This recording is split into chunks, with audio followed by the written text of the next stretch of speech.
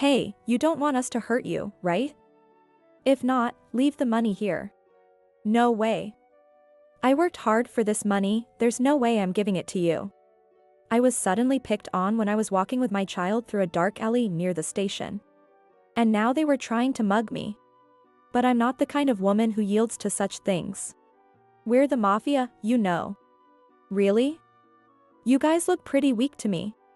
I taunted them, and just as expected, they tried to punch me. However, someone stopped them. And then, they spoke to me. Ma'am. Good evening. My name is Emily. I work as an office clerk at a small company, living a pretty normal life. But there are two things that make my life far from ordinary. I'm 26 years old, and I have a 5-year-old daughter named Jennifer. I'm a single mother raising Jennifer on my own. I married my ex-husband when I was 20, but we divorced for various reasons. One of those reasons was that we were growing apart. Even so, I still see my ex-husband regularly for our daughter's sake and because of child support. I don't have a bad relationship with him at all. In fact, I still love him very much. One of my daily routines is picking up Jennifer from kindergarten after work. Jennifer, I'm here. Thanks for waiting. Mom, you're so late. Jennifer, now 5, is growing and becoming more articulate every day. Every day with her is like a treasure to me. One day, like usual, I went to pick her up from kindergarten after work. Recently, as winter approaches, it gets dark by 5 p.m. Jennifer, let's go home. Okay. Hearing her cheerful response, I greeted her teacher, Ms. Taylor, and we left the kindergarten hand in hand. It was already dark outside. The area around the kindergarten is well lit, but it gets pitch dark once you enter a side street. Mom, it's cold. It is cold, isn't it? Let's hurry home. With each passing day, the temperature drops, and we just want to get home and warm up as quickly as possible. Our house is beyond the street near the station, and if we take the well-lit road, we first have to head to the main street before reaching the station. This means taking a detour to get home, so we sometimes take the alley. This way, we can get to the station without having to go all the way to the main street, making it a much shorter route. However, we don't take this shortcut every day, just occasionally. The walk home from kindergarten is a precious time for me to talk with Jennifer. So, what did you do today? Today, listening to her stories about kindergarten is one of my favorite parts of the day. But today is really cold. The weather forecast said it's the first cold snap of the month. I was thinking casually about how it's getting colder, but it's so cold that Jennifer's story isn't progressing much. Then I had an idea. Jenny, how about we take the shortcut today? When I said that, Jennifer's eyes sparkled. A shortcut. Jennifer loves taking this shortcut occasionally. It might be because I make it feel special. We haven't taken this route in a while, I said with a smile. This alley isn't well lit, so it's not really safe for a woman like me to pass through. But it's a short distance, and we should reach the station quickly as usual. I think Jennifer felt the same way. I realized our assumption was wrong a little way into the alley. Well, looks like your luck has run out, lady. 3 tough-looking men in suits appeared in front of us. You're quite the looker, aren't you? We'll have some fun with you. But the kid is in the way. Hey, you don't want us to hurt you, right? If not, leave the money here, and we'll let you go. Hearing their vulgar laughter, I narrowed my eyes. If it were just me, it would be fine. But I had my 5-year-old daughter Jennifer with me. For her, having strange men approach us must be terrifying. Mommy. Terrified, Jennifer clung tightly to my leg. Jennifer, it's okay. I picked her up. I don't have any money to give you. I work hard for my money, it's not for the likes of you. What? Angered by my words, the 3 men moved closer. We're the Simon City Royals. You know what happens if you mess with us? The Simon City Royals? I repeated, recognizing the gang's name. That's right. Before you get hurt, leave the money and go. These guys are really from the Simon City Royals? Unbelievable. I sighed. Aren't you ashamed to threaten a woman with a child? If you want money, work your way up in your organization and earn the boss's respect. Don't think you can just scare people into giving you money. Life isn't that easy. As I shouted, their faces turned even redder. You think you can mock us? Hand over the bag. One of them grabbed the strap of my tote bag and tried to pull it away. Stop it. I slapped his hand away and held onto my bag. Mommy. I'm scared. Jennifer started crying in earnest. Jennifer, it's okay. I will protect you. I patted her head, and she clung to me even tighter. How dare you make my daughter cry? It's your fault for not giving us the money. The man whose hand I slapped shouted even louder, trying to intimidate me. You guys should be embarrassed that the Simon City Royals can't take money from a woman. But you do look pretty weak. So I guess it's understandable. I taunted them more. You bitch. Enraged, all three of them lunged at me. At least come at me one at a time, geez. Fully intending to dodge, I hugged Jennifer tighter and was about to crouch down when... Hey! A loud voice echoed through the alley. I looked up to see another big man in a suit. He was taller than the other three. Was he another one of their gang? 4 men would be tough to handle. Fighting 4 men while holding a terrified Jennifer seemed impossible. The 3 men stopped and turned toward the voice. What the hell are you doing? Oh, Capo. Capo? So he's part of the Simon City Royals too. The men in front of me looked terrified, their movements frozen. I thought about escaping while they were distracted, but the shouting man started walking toward us. As he approached, I saw a gold necklace reflecting the light, and tattoos on his arms where his sleeves were rolled up. He also had a scar on his forehead, clearly indicating a higher rank than the 3 men in front of me. Wait, this man? What are 3 men doing harassing a woman in an alley? Huh? Ah. The 3 men visibly trembled. It's not what it looks like, Capo. This woman, she... Don't make excuses. He shouted again, then turned his gaze to us. I'm sorry if my men caused you any trouble. Wait, are you Ryan? Huh? When I spoke, Ryan's eyes widened. Ma'am. It is you, Ryan. I couldn't see well in the dark. Good evening, ma'am. And then he greeted me. I never expected to run into Ryan here. Capo, why are you greeting this woman? Yeah, she's just a woman with a kid. You idiots. This woman is the boss's wife. What? The 3 men who had been crowding around Ryan froze again. Actually, ex-wife. I'm the boss's ex-wife, I corrected. Yes, I used to be married to the boss of the Simon City Royals. I held Jennifer even tighter. Ryan, these men made Jennifer cry. What kind of training are you giving them? Ryan glared sharply at the 3 men. You scared the boss's daughter. What the hell do you think you're doing? The boss's daughter. Of course, Jennifer is the only child of the Simon City Royals boss. This must be some mistake. There's no mistake. Madam and her daughter are the boss's family. Ma'am, I'm deeply sorry. These men are new recruits. You 3, apologize properly. Ryan shouted again, ordering them, and the 3 men quickly came to me and bowed deeply. We're very sorry. We didn't know you were the madam. What, so it's okay, if it was someone else? No, no. They averted their eyes at my retort. Do you think just because you're new recruits you can mug people in alleys? Mugging. Ryan's voice boomed. They demanded money. From a woman with a small child. They likely targeted me because women are often seen as an easier target. And their approach seemed well practiced. They must have done this several times around here. I'm sorry, but I'll be reporting this to Andrew. I'm meeting him soon.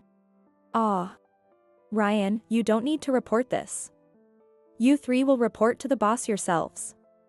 Tell him you tried to mug his ex-wife in an alley. No way. That's the consequence of your actions. Do you understand?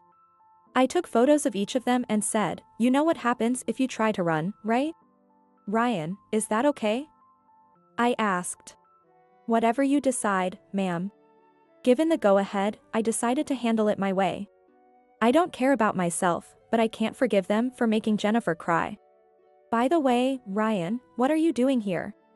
I was out collecting money and heading back when I saw our organization's car at the alley entrance. Wondering why it was there. I looked down the alley and saw these guys harassing a woman, so I intervened. Thanks for stepping in. It was hard to handle while holding Jennifer. Jennifer, it's Ryan. Ryan? Ryan sometimes accompanied Andrew during his visits, so he knew us well. As I gently patted Jennifer's back and mentioned Ryan's name, she lifted her face from my shoulder. Jennifer, it's Ryan. Are you okay? Ryan. Recognizing a familiar face, Jennifer reached out to Ryan and started crying even harder. Ryan, can you take care of Jennifer for a bit? Of course, but what about you, ma'am? I'll just give these guys a punch each. And so, I punched each of them with all my strength. Today is the day for Andrew's monthly visit with Jennifer. Even after the divorce, we ensure they meet once a month. It was an amicable divorce, and Jennifer has the right to see her father. Plus, I still have feelings for him. Daddy! Jennifer ran into Andrew's arms. Jenny. Andrew showered her with affection.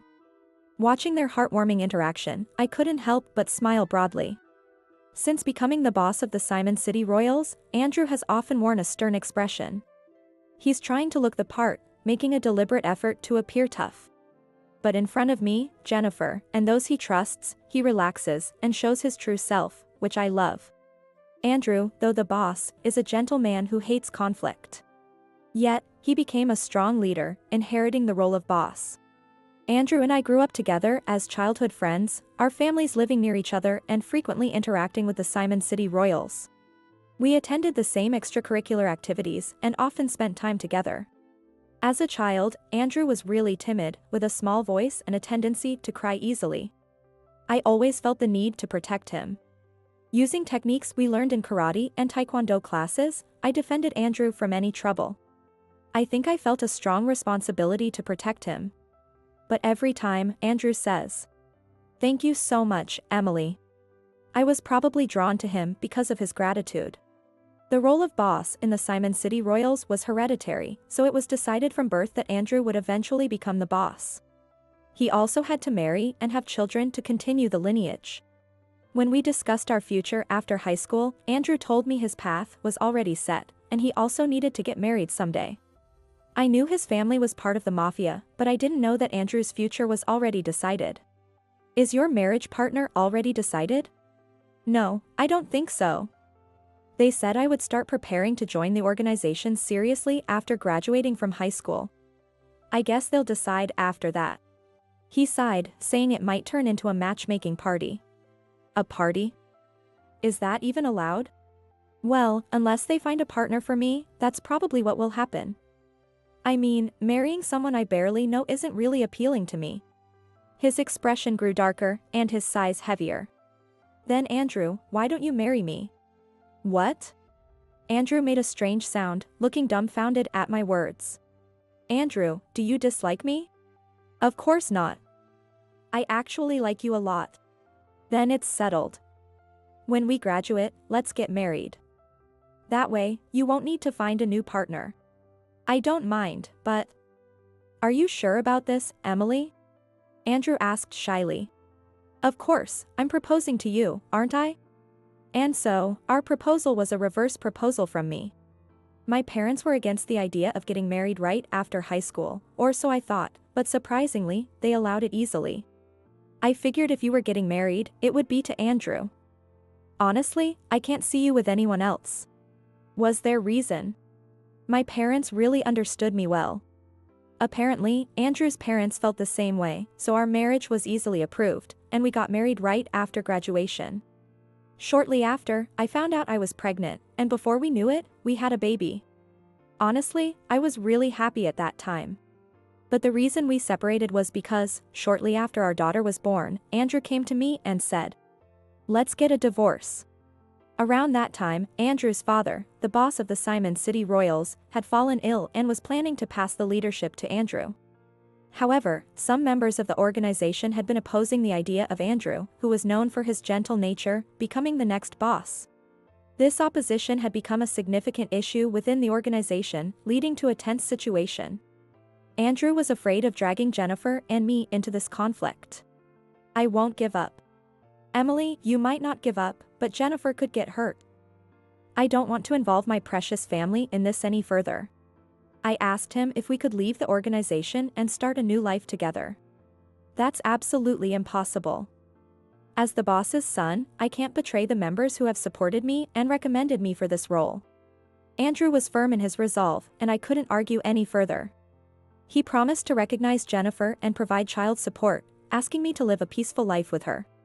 I couldn't refuse him. If something happened to Jennifer, I wasn't sure I could stay calm either. And Emily, you're a girl, so you should learn to avoid fighting and escape when necessary. I can't promise that. As long as we weren't together, I had to protect Jennifer myself. Literally, I was the only one who could protect her. With this determination, I left the Simon City Royals with Jennifer. Andrew convinced me that staying married could bring unforeseen dangers, so we officially divorced and now live separately. By the way, our parents told us, put Jennifer first and do what you think is best, so we've really been able to do as we please. I looked at my ex-husband sitting in front of me. So, Emily, what did you want to talk about?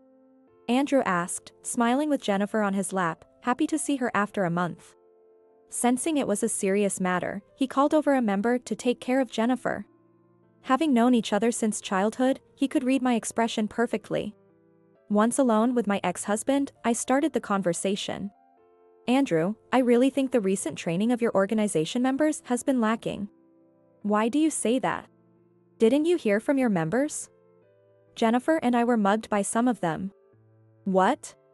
Andrew stood up in shock, causing the teacup to rattle. If he didn't know, it means they didn't report it, even though I told them to. Thinking they might have already fled, I decided to give Andrew their photos later. Are you and Jenny okay? Of course, we are. Luckily, Ryan happened to be there. Ryan didn't mention anything. I told him not to. Andrew, I didn't want to interfere with your organization, but recently, the Simon City Royals haven't had a good reputation. People say your members are misbehaving. This rumor was true.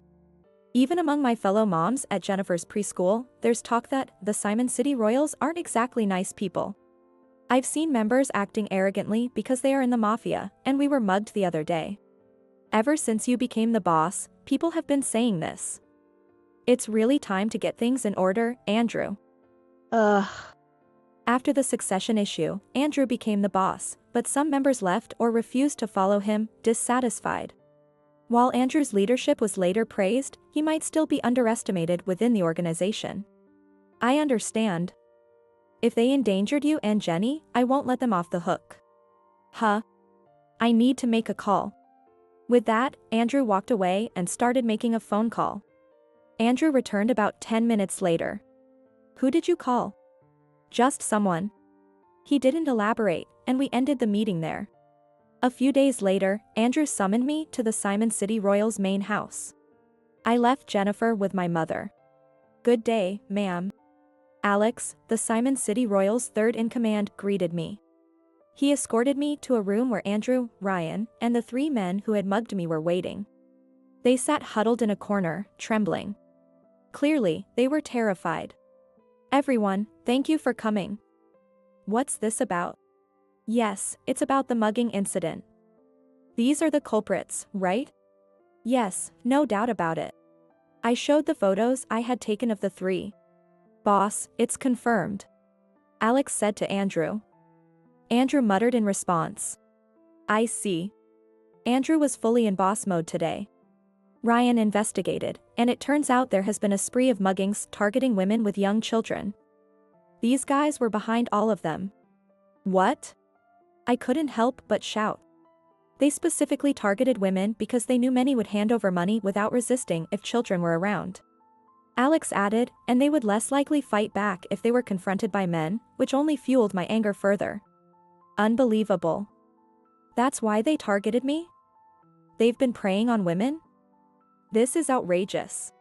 I glared fiercely at the men in the corner. Ma'am, please calm down. Ryan held me back, but I couldn't stand it any longer. Calm down. Let me hit him one more time. Emily, calm down first. Andrew's voice drew everyone's attention. Of course, this was all done without my knowledge. I had no part in it. Obviously. There's no way you would have ordered something like this. When I shouted that, Andrew gave me a slight smile. He quickly returned to his boss demeanor. We'll return all the money they extorted and pay compensation to the victims. I promise they will earn that money through hard labor. But first, I'll personally make them pay. Alex cracked his knuckles. You've tarnished the Simon City Royals' name and disgraced me. You won't get away with this. Andrew's low voice resonated throughout the room. The culprits were taken to the punishment room, where Alex, known as the strongest enforcer in the Simon City Royals, gave them a harsh lesson. Screams from the punishment room echoed for over 2 days. I wish I could have hit them one more time. That was scary. After Ryan and Alex left, Andrew collapsed on the spot. Great job, you really did well. Did I look like a proper boss? Absolutely. Andrew looked incredibly impressive as the boss. It was refreshing to see him in this role, and I realized how hard he worked every day. Andrew publicly announced that the recent muggings targeting women and children were carried out by Simon City Royals members and declared that such actions would never happen again. He began an internal investigation, punishing those with poor behavior and working to rebuild the Simon City Royals' reputation. The organization started participating in community cleanups and other activities to regain trust. Over time, the Simon City Royals gradually earned back the community's trust and were now known as the Kind Mafia. They particularly focused on supporting women and single mothers. This initiative partly stemmed from guilt over the muggings and partly from a desire to improve the lives of single mothers like me. Some of the people they mugged were single mothers like you, Emily. They felt they had no choice but to comply and hand over the money. Once those guys realized this, they specifically targeted single mothers. Hearing that they targeted such people, including you, made me furious. That's why I decided to focus on helping women and single mothers. I hope this makes it easier for them to live in this town. Andrew said this, a bit embarrassed but with determination, and he looked incredibly reliable. I was confident that he could create a more welcoming town. I wanted to support him and watch over him in this town. As women, we are often seen as being in a weak position. When people know we are single mothers, we are perceived as even weaker. Even though we live and work just like men, I wonder why we are seen as weak and targeted. I've learned self-defense and am outspoken, so I don't often get underestimated, but it's still a harsh world. Changing this perception, even little by little, is essential. I hope that this town is the place where such changes begin.